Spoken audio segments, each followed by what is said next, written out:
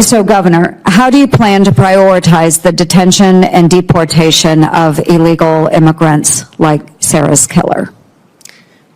Well, yes, Senator, thank you for telling Sarah's story. I remember when this happened because it was so close to home and so devastating for her and her family and the entire state of Iowa and our country.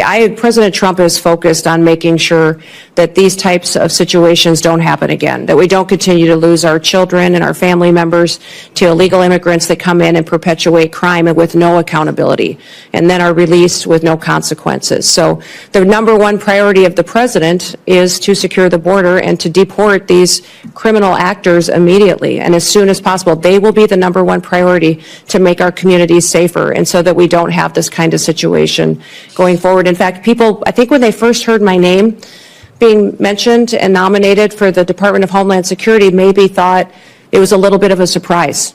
Like, oh, I didn't think about Kristi doing that job. But I tell people the reason that I asked for it is because I knew it was the president's number one priority.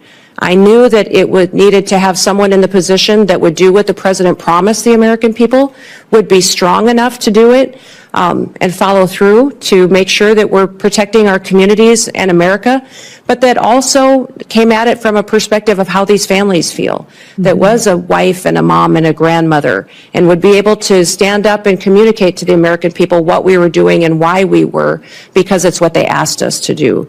I have 3 grandchildren and 1 more on the way, and when I look at little Miss Addie every day, I just think, what kind of a country is she going to grow up in?